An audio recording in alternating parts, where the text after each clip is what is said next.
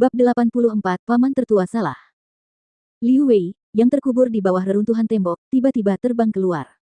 Pedang 9 sendi berkumpul kembali di hadapan Liu Wei, berubah menjadi pedang panjang naga. Setelah terbebas dari reruntuhan, ia melompat ke pedang panjang itu dan pedang panjang naga itu melesat keluar. Liu Wei benar-benar ingin melarikan diri. Mau lari. Melihat tindakannya, Marshal Hao Tian mencibir. Jiwa bela dirinya, Dark Nether Lion, kembali ke sisinya dan jiwanya berubah dalam sekejap, memperlihatkan cahaya gelap yang menyilaukan yang bersinar selebar 3 meter saat energi kuat berputar keluar dari Marshal Hao Tian. Marsekal Hao Tian menatap Liu Wei dengan tatapan dingin, tiba-tiba, dia membuka mulutnya dan meraung ke arah Liu Wei di udara. 9 raungan singa Nether. Seekor singa raksasa berwarna hitam muncul di udara entah dari mana dan mengangkat kepalanya serta meraung dengan dahsyat. Raungan itu mengguncang langit, Huang Ming, Huang Qide dan yang lainnya merasakan gendang telinga mereka berdengung, kehilangan pendengaran untuk sementara. Ini adalah kemampuan supernatural dari roh bela diri singa Nether kegelapan milik Marsekal Hao Tian.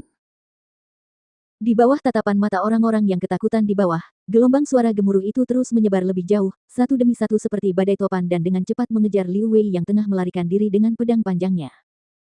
Kepala Liu Wei menoleh, dan apa yang dilihatnya membuat pupil matanya mengecil karena takut. Ledakan. Gelombang suara menghantamnya, Liu Wei merasa seperti diterjang badai, tubuhnya terkejut dan terlempar tanpa ampun ke tanah.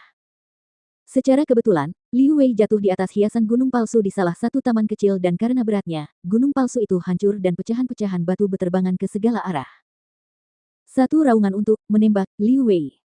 Marsekal Hao Tian melesat dan hampir seketika muncul kembali di taman kecil tempat Liu Wei tertabrak, dan tepat ketika Liu Wei berhasil merangkak, sebuah tombak berayun keluar. Liu Wei menghindari serangan itu dengan panik dan meskipun ia berhasil menghindari terkena di titik vitalnya, tombak itu tetap menebas bahunya. Marsekal Hao Tian mencabut tombaknya dan darah hangat menyembur keluar seperti air mancur dari bahu Liu Wei.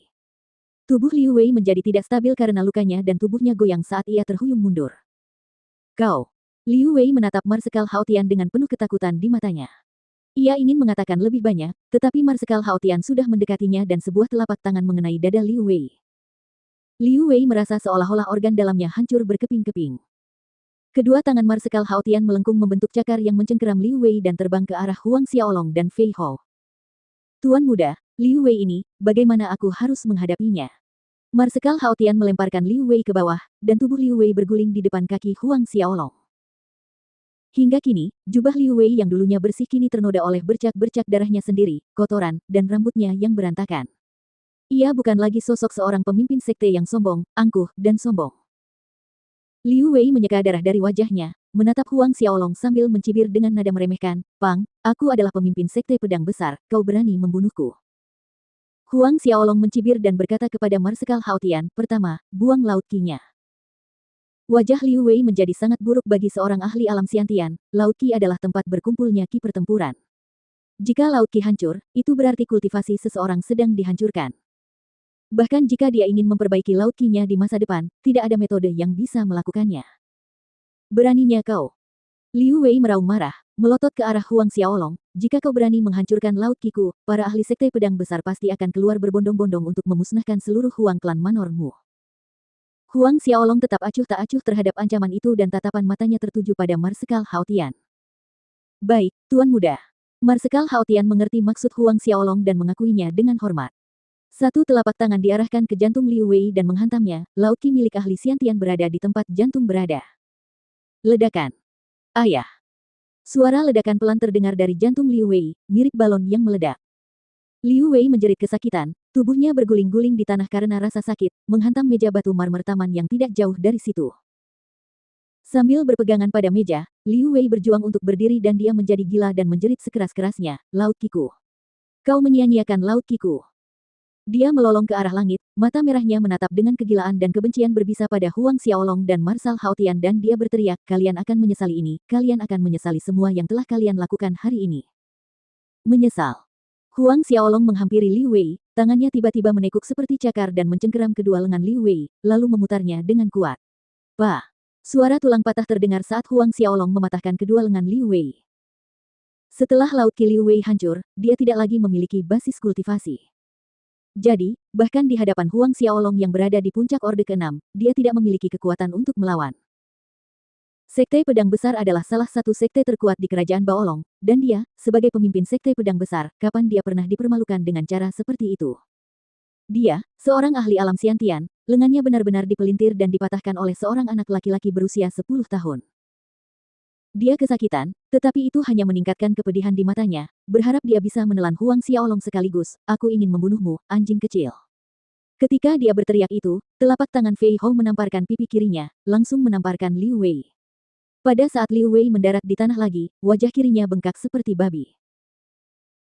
Huang Jun, Huang Ming, Huang Wei, Huang Qide, dan Chen Ying tidak berani bergerak, mereka menyaksikan Marsekal Hao Tian menyia-nyiakan laut Qi Liu Wei, menyaksikan kedua lengan Liu Wei dipelintir dan dipatahkan dengan menyedihkan oleh Huang Xiaolong dan hati mereka dipenuhi dengan ketakutan dan menggigil ketakutan. Terutama Huang Jun, Huang Ming, dan Huang Wei, trio ayah dan anak ini. Setiap wajah mereka pucat pasi, dingin seperti mereka telah jatuh ke dalam jurang es ribuan meter, tubuh mereka mulai gemetar tak terkendali. Liu Wei mengerahkan upaya terakhirnya untuk berdiri, dan kali ini, yang terlihat di matanya bukan lagi kekejaman, melainkan ketakutan. Huang Xiaolong, kau, lepaskan aku, selama kau membiarkanku pergi, aku dapat menjamin Sekte Pedang Besarku tidak akan melanjutkan masalah ini, dan tidak akan membalas dendam pada Huang Klan Manor. Liu Wei memohon, suaranya serak. Tidak akan membalas dendam. Huang Xiaolong berdiri di hadapannya dan menggelengkan kepalanya. Pedang Asura sudah ada di tangannya. Melihat bilah pedang di tangan Huang Xiaolong, Liu Wei gemetar ketakutan, aku mohon padamu, jangan bunuh aku, jangan bunuh aku. Huang Xiaolong, jangan bunuh aku, apapun yang kau inginkan, aku bisa berjanji padamu.